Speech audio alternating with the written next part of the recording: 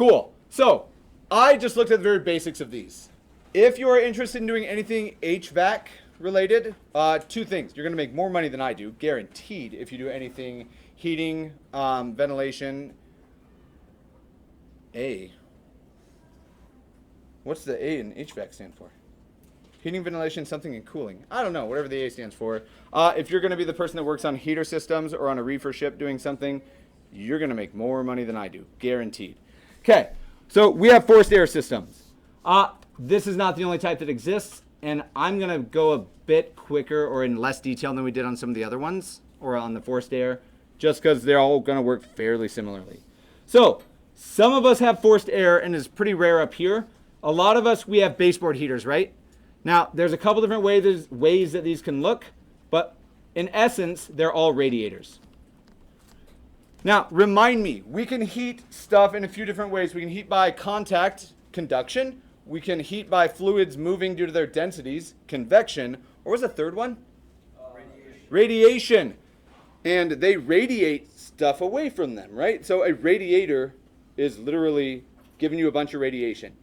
Remember, radiation depends on the type as to whether it's good or bad. Thermal energy or infrared radiation is just heat. These radiate heat. Now, without going super into detail, do you want a picture or words? Words. I heard both. So I'll give you words as I draw a picture. Okay.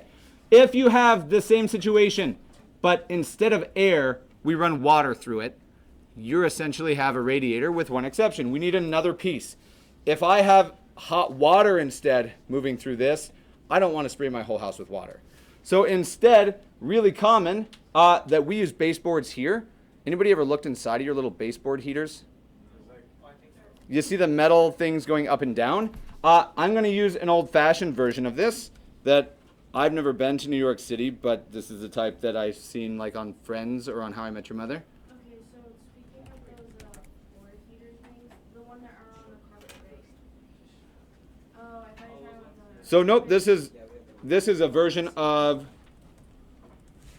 The ones on the carpet? this. These are what people probably have at their houses. The ones on the carpet that are like on the floor, not the ones that are on the side, but you can like talk through them. Yeah, for sure. Because there's vents going through. Yep. Yeah, I remember when I would go to my grandma's house, I would hide in my closet and like put my ear to the vent and I could hear them talking. Like, I don't know. Yeah, I agree with you. So check it out. Here's a radiator. Instead of blowing air out of the vent, all that happens is you have a pipe that runs through your furnace, and maybe not directly because depending on the metal it would melt, but you have hot water pumped in here. Okay, hot water comes in to here, and inevitably what happens is it's going to fill all of these, and then it's going to go to the next unoccupied spot. So all these are little pipes that water runs up. Okay, as it runs up, it heats up the metal. Has to happen, right? We have conduction happening between the water and the metal. The metal then radiates a lot of that energy out in the form of thermal energy, but it cools down while it's giving all of its energy to the air around it or to the metal. As it moves up, the water gets hotter or colder, do you think? Why would it get hotter? So remember, your heater's over here, like the actual furnace, it's over on this side. Here's the furnace, hot water comes out of it. And as soon as that water starts heating up the metal, the water must what? Cool down, because we can't just create energy. So it cools as it works its way through the system. We then get cooler, not necessarily cold, but cooler water up here that is then pumped back out. Where do you think this cold water goes? Oh my gosh, back to the furnace to get heated again. And here is a radiator heating system. No air blowing through it. This is what most of you that have baseboard heaters, this is probably how it's run. Now, there's one exception. If you don't want to have hot water running through this, you don't have to. Hot water is pretty efficient because diesel's fairly efficient compared to other things. I can heat up metal with hot water. We do that regularly. This is how we do it. Could you heat it up with something else? So, I mean, we kind of are. Instead of using diesel burning fuel in our furnace or propane or whatever it is, could you use electricity? Okay, electric heaters. The same principle, but with air rather than water. How many of you guys have ever seen a space heater or have them? Do you know what I'm talking about, the space heater? Little tiny heater that you plug into the wall, and then you'll see the coils glow orange in old ones. New ones, they don't always glow orange like that. But sometimes they have a fan that blows behind them, but they don't have to. Electric heaters, I'm not even going to draw this one. Electricity heats up metal. Electricity heats metal. And once that metal's hot, and specifically once it's hotter than the air around of it, energy from the metal, or that thermal energy, transfers to the cold air, and now you get heat in your house. Heats air, then convects. Okay. Your baseboards at your house, they're likely one of three things. They're either going to be diesel, like regular furnace generated, pretty common here. You might have electric, but it's not very efficient, especially because we just burn diesel to make electricity here anyway, so we're just two stones for one bird, which feels like a weird way to say that, but it's the opposite of the benefit. Yo, you can. Okay. Very few of you, I would imagine, have electric though. You might have some, like bathrooms are common with electric stuff, especially if they're added after the fact, but electric heaters exist. Okay. There's one more type, and there's actually way more types of energy, but we're looking at thermal energy right now. The last one is solar. So solar heating. There are a few approaches that we can go to this. If I had solar panels hooked up to my house, and let me even go before that. When I leave my house in the morning, I try to open my windows. Not because I want it light in my house when there's nobody there. I mean, my dogs are there, so I actually want it to be light for them. But even if I didn't have dogs, I would still open my windows, especially in the dead of winter. Why?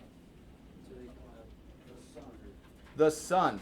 Even if my house is closed off from the outside world, if I have one small little part of my floor that has sunlight shining on it and the rest of the floor doesn't, and I check the temperature, where's it going to be warmer? In that spot, because the sunlight, even through my window, still heats up the floor, right? Like if you drive a car down the highway and your windows are up and it's a sunny day, you're going to get hot, not because of the engine, but because the sunlight that's still making its way through your windows. As we're looking at that idea, this is what is known as passive solar heating. Passive heating. Okay, for this, we're just going to say everything, or yeah, we'll say everything,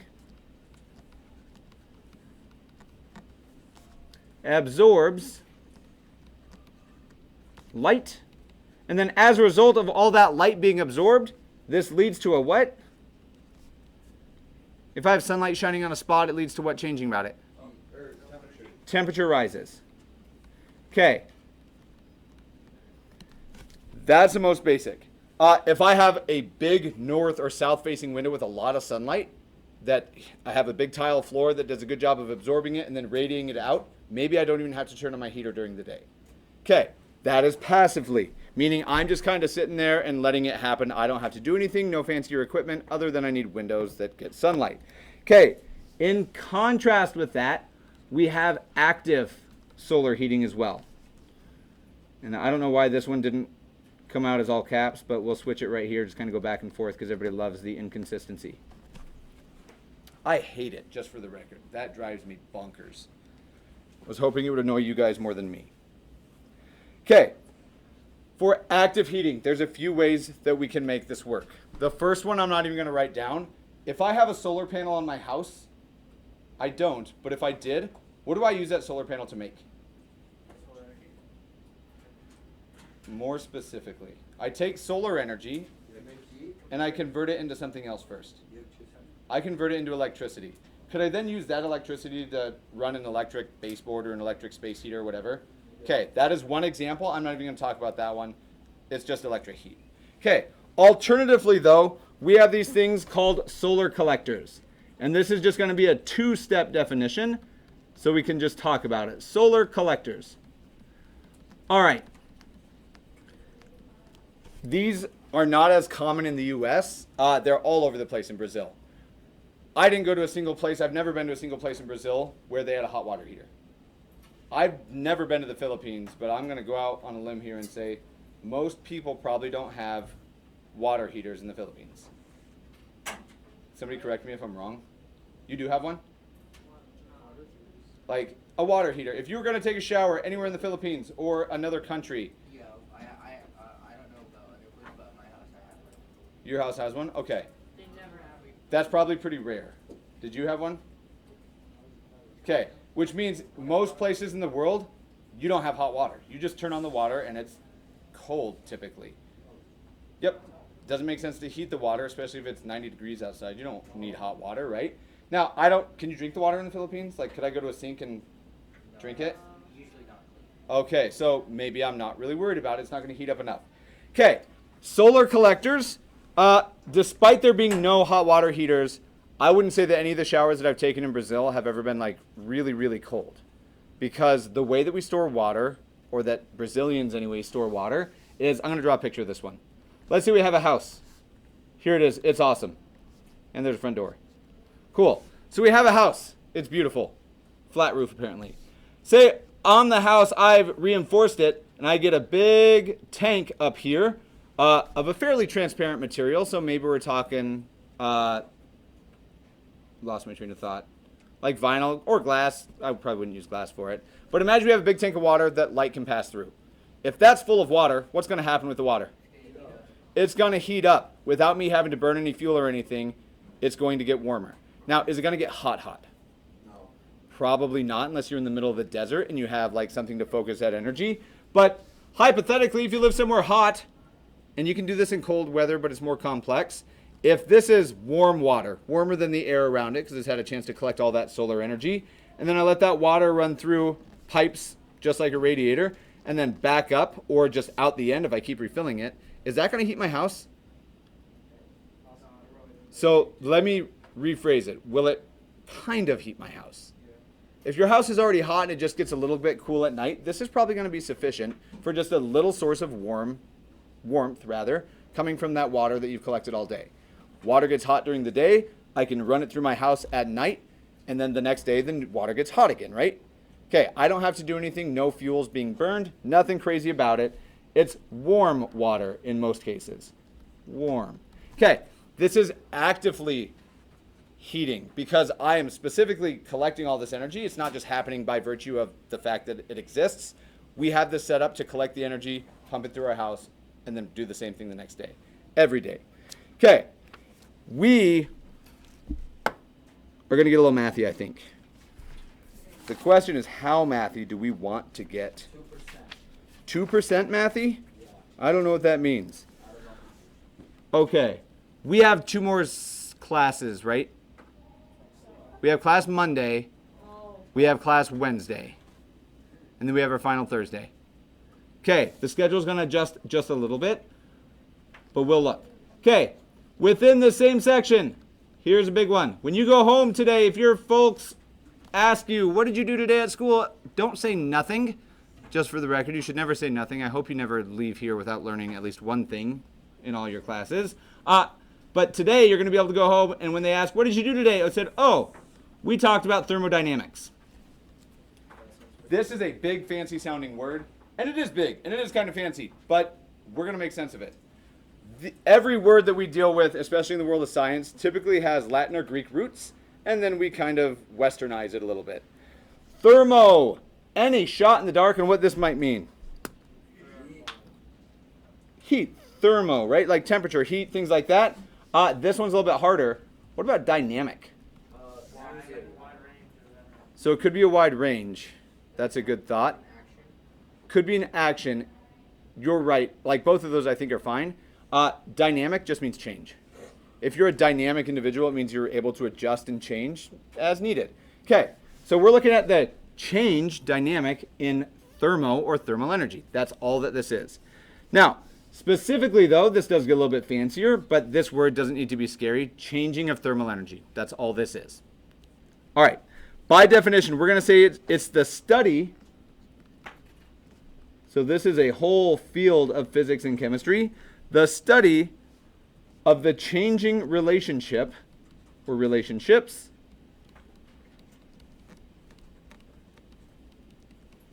between thermal energy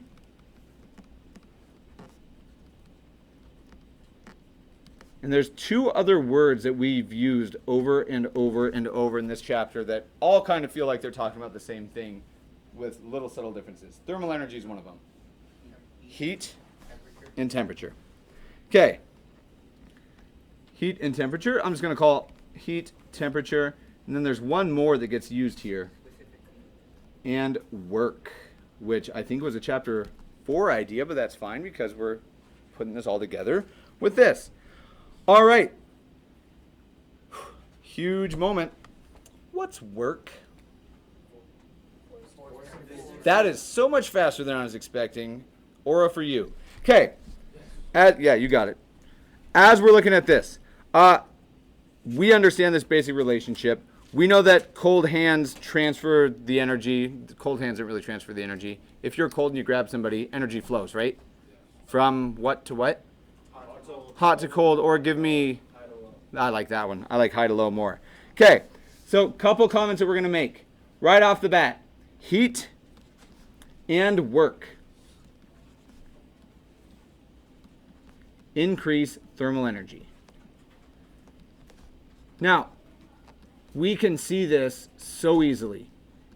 If you were cold right now, and maybe you are cold, and if so, I'm sorry, I can't control the heat in here. But let's say you've been outside building a snowman, snowball fight, I don't care why your hands are cold. You come inside and you happen to have a heater in front of you.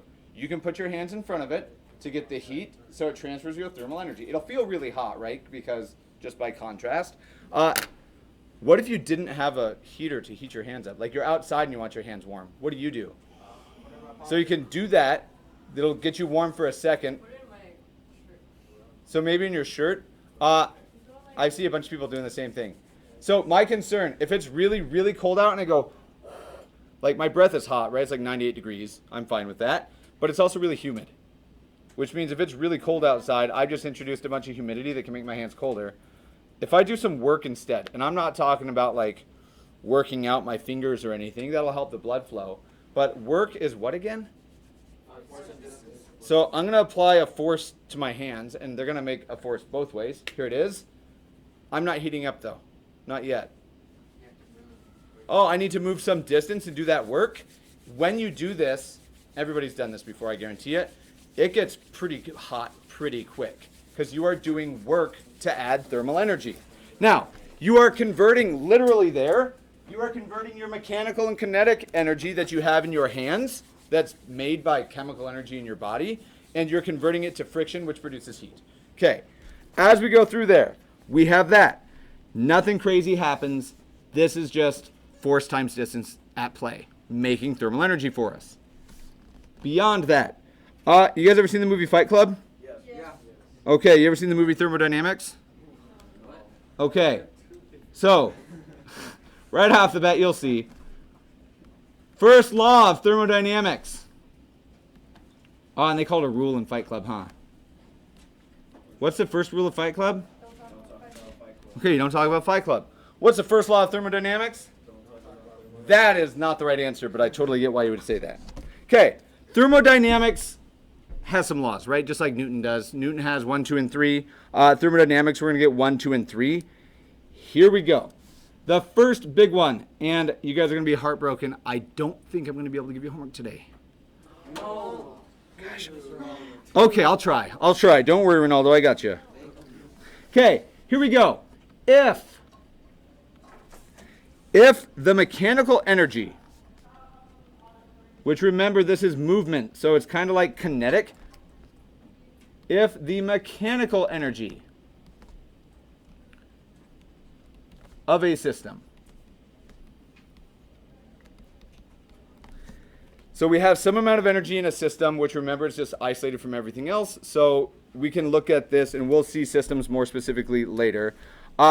If it is constant, which real quick, if I tell you it's constant, is it dynamic? Can't be because it's not changing. You guys know the word for opposite of dynamic? Constant is a good thought. Static. Static.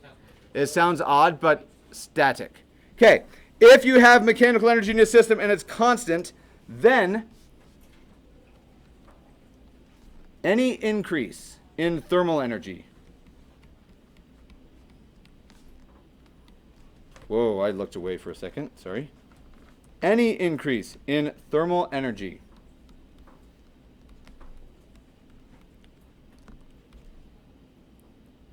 equals the sum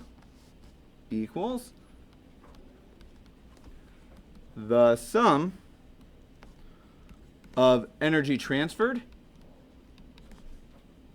And I can probably change that language. So we have some system and the energy in it's constant. If I want to increase the thermal energy of that entire system, there's two options. I can either straight up add thermal energy via heat. That's one option. Like I can physically heat it up with something. Or just a second ago, we said we could do what to heat up? You can add thermal energy. That's like me putting my hands in front of the fire.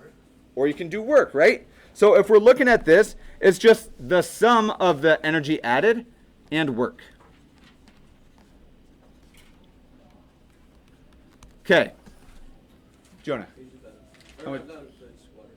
Sure. Give me a drink too, okay? All right.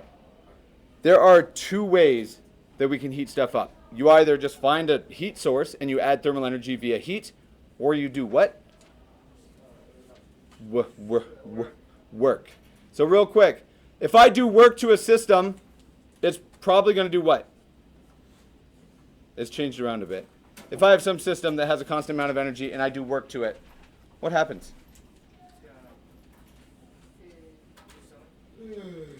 Something happens. I add energy to it. It heats up, right? The temperature increases. Okay, you can either just straight up add heat or heat it, or you can do work. Those are the two big pieces. I think, Liam, you had a question. Okay. All right. Beyond that, how specific? Yep, we better. Cool. We're going to make one more thing, and then I'm going to let you guys come up with one quick and easy Feelings Friday question. Two, because one of them is going to be something good. All right. Last thing that we're going to get in here, and then we're going to have to finish this section on Monday. This is a good place to stop. Okay. When we talk about a system, we're looking at the relationship between only a couple different things. So if I was in a nice vacuum, that's just in a vacuum, I'm not going to get any energy transferred through the air around me. That just won't happen. So I could think about it as being closed. Or if we'd like, we can talk about systems, and they come in two flavors, although they don't really have a flavor, right? Okay. The first type of system we're going to say is isolated. Okay. In a system that's isolated, do you think there's any energy being transferred around its surroundings? No, that's what makes it isolated. No energy from surroundings. Okay. Follow-up question. Where could you possibly go, do you think, that you would have an isolated system? So right now, I think I'm getting energy from the air, or I'm losing energy to the air. So I don't think it's isolated here. So space is a good thought. In space, you don't see it physically, but is there light traveling? Which there's radiation going through space. Even if you're in a vacuum of space, can electromagnetic waves travel through it? So what do you think you're constantly being bombarded by, even if you're in space? Radiation, which could be made into heat, right? Or energy. I don't know that we're ever going to find a truly and perfectly isolated system. It's just not going to happen. Anywhere that you ever try to do an experiment, there's going to be stuff around. Now, you can come close, and physicists do this in a few different ways. Right now, there are literally trillions of particles passing through you. You guys feel them all? Like just now, did you feel that trillion just pumped right through your body, every part of your body, your brain, your eyes, everywhere? You don't feel it, right? They're called neutrinos. They are super hard to detect. When we want to see whether neutrinos are present or not, because they pass through us, they pass through pretty much all of our measuring devices, we need a fancy way to do this. The way that we detect neutrinos, which is like this big space particle, they go to old mines that are like miles underground. They fill tanks with special fluid that when very, very rarely it interacts with a neutrino, you can see some little change. That is pretty close to isolated because it's in a temperature controlled area in a tank miles below the ground. No sunlight is going to get down to it. They're pretty close.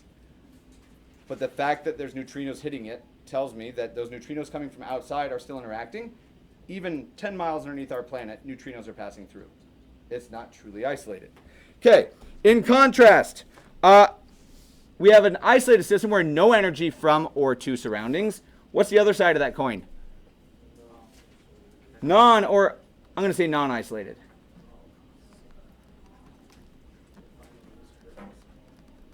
All right, shot in the dark. Isolated means no energy from or to surroundings. What's a non-isolated system going to do? So I'm not even going to say a lot, just as we say energy from / to surroundings. Which one of these is more likely? Non-isolated for sure. Now, depending on the physics problem that you're doing, we do say that we're in an isolated with parentheses or quotes around it. If I drop this and I want to see how long it's going to take, I just use the regular rules of physics, right? I use gravity accelerates at 9.8 because we're on planet Earth. Do I have to account for a galaxy 30 light years from us? No, I don't account for it because I'm close enough to this that it's going to be negligible. What does negligible mean? Negligible mean? Not important or small enough and insignificant enough that it's not going to change my calculations. Even though we treat it as though it's not really there, is there some impact of a galaxy on the other side of the universe? It's just so small that we just ignore it and treat it as though we're isolated. Okay, I want to know something good about your week. We're going to have you turn and talk with your neighbors, and I'm going to call on a bunch of random people. There is no homework this weekend, with one exception. If you have the means to do so, tonight at 6:15, you should watch the Lady Raiders move on in the state tournament. What's up? So I've heard both. I've heard you have to pay and you don't. Really? I don't know. You can get like a free membership for like a week, I think, or something. I might try that out. I won't because Ms. Holloway is in Anchorage and she's going to stream it on her Facebook. But you guys don't have access to Ms. Holloway's Facebook. She probably won't accept your friend request. I don't know. You can try. I think she's going to post it tonight. All right. Something good about your week. I'm going to call on a few random people. Talk with your neighbors. Has to be something good. If you had a terrible week, don't say there's nothing good. Something good happened.